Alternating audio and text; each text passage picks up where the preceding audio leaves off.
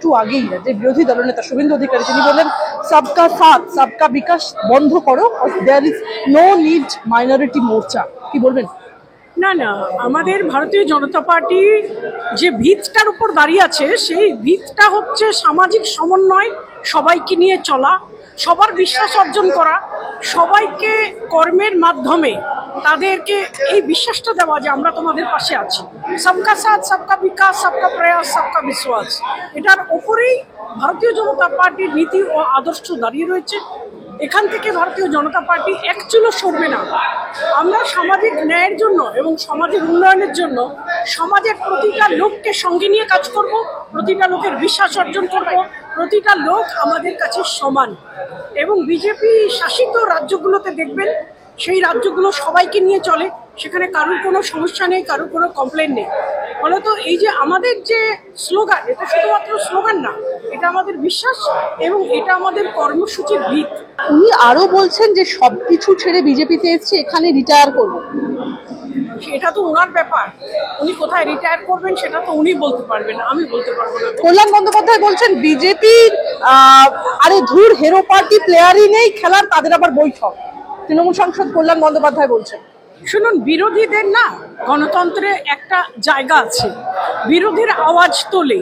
হতে পারে যে বিরোধীদের মধ্যে উনাদের মতে ভালো প্লেয়ার নেই, বা হতে পারে যে ভালো প্লেয়ার সাইডে বসে আছে খেলার মাঠের বাইরে, বা ভালো প্লেয়ার হয়তো বাড়িতে আছে, পরে আসবে খেলার মাঠে। খেলার মাঠ দেখে, খেলার প্লেয়ার দেখে কোনো খেলার দল কিন্তু বলে না যে এই দলের সাথে আমরা খেলবো না।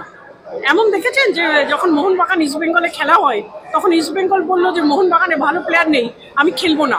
প্লেয়ার থাক বা না থাক, ফুটবল মাঠে যেরকম দুটো দল থাকে, গণতন্ত্রের বিরোধিতা থাকে, বিরোধীদের সম্মান করা উনাদের দায়িত্ব। তৃণমূল যেরকম চাইছেন, বারবার কল্যাণবাবু পার্লামেন্টে দাঁড়িয়ে বলেন যে প্রধানমন্ত্রী একটু বিরোধীদের দেখে হাসুন, প্রধানমন্ত্রী একটু বিরোধীদের সম্মান করুন, একই জিনিসটা উনার থেকেও কাম্য। উনিও বিরোধীদের সম্মান করে কথা বলুন, এটা আমরা চাই। দিদি আরেকটা প্রশ্ন আপনাকে করবো। কল্যাণ বন্দ্যোপাধ্যায় বলছেন বিজেপির যারা নেতা রয়েছেন, বিরোধী দলনেতা কিংবা সুকান্ত মজুমদার, তারা সবাই ইডি এবং সিবিআই এর ভয় দেখিয়েছে, আর আমরা মানুষের কাছে সেইটা তুলে ধরেছিলাম, এটা কোনোদিন হয় না, মানুষ গ্রহণ করে না। এটা কথা না, ইডি সিবিআই এর ভয় দেখিয়েছে। ওনারা ভয় পেয়েছেন কি? ভয় পেয়েছেন? ভয় পাবেন কেন? যে দোষী সেই কালে ভয় পাবে, যে নির্দোষ সে ভয় পাবে কেন? ইডি সিবিআই নির্দোষকে তো ভয় দেখায় না, আর দেখালে নির্দোষ ভয় পাবে না। এই কথাটা অমূলক এবং আমি কথার কোনো জবাব দেওয়ার মনে করি না। কল্যাণ বন্দ্যোপাধ্যায় বলছেন হেরো পার্টি, তাদের আবার বৈঠক, কি বলবেন? কল্যাণ থেকে জিজ্ঞেস করবেন যে 2004 সালে তৃণমূল কংগ্রেস কটা সাংসদ পেয়েছিলেন, একে দাঁড়িয়ে গেছিলেন, তাই না? কল্যাণ বন্দ্যোপাধ্যায় আরো বলছেন যে এর আগে বিজেপির যারা নেতা যেমন সুকান্ত মজুমদার, এরা প্রত্যেকে ইডি সিবিআই দেখিয়ে মানুষকে ভয় দেখিয়েছে, মানুষ তার উত্তর দিয়েছে, কি বলবো? কল্যাণদার পুলিশ এখন বল, কল্যাণদারের মাধ্যমে পুলিশই সন্ত্রাস হচ্ছে। দেখুন, আমি একটা কথা বলি, 2001 সাল দেখুন 9টা সাংসদ ছিল তৃণমূল কংগ্রেসের। 2004 মমতা বন্দ্যোপাধ্যায় একা জিতেছিলেন। 2006 29টা বিধায়ক জিতেছিল। তারপরে পার্থদা আবার জিতে আসে কংগ্রেসের একজন বিধায়ক মারা যাওয়ার পর। তো সেখানে এই ফল প্রত্যাশিত ছিল আমার কাছে, এবং এটা কোনো খারাপ ফল হয়নি।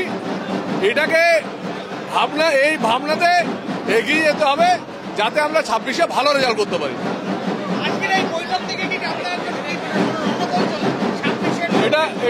এটা আমাদের যারা উচ্চ নেতৃত্ব আছে তারা বলতে পারবে, দিল্লির নেতৃত্ব আছে তারা বলতে পারবে। কিন্তু আমি মনে করি দল খারাপ রেজাল্ট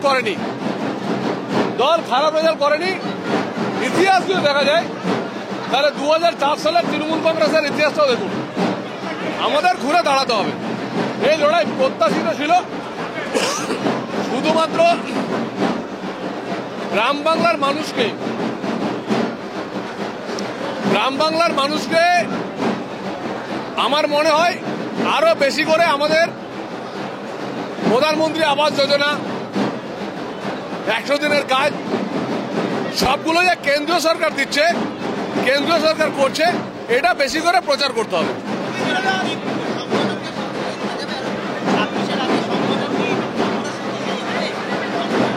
আমার মনে হয় যদি সঠিক দিশা দেখাতে পারে তাহলে দল হবে, আর দিশা দেখাতে না পারলে পুরো ফেল করে যাব।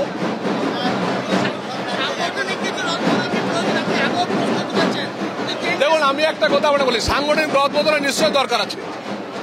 কোন ব্যর্থ মানুষকে, ব্যর্থদেরকে সবাই দেখতে পছন্দ করে না, নতুনদেরকে সুযোগ দিতে হয়। আমার মনে হয় নিশ্চিতভাবে সাংগঠনিকভাবে পরিবর্তনের নিশ্চয়ই দরকার। সেই জন্য তো কার্যকরী বৈঠক হয়, হয়তো দিল্লি সেটা ভাববেন।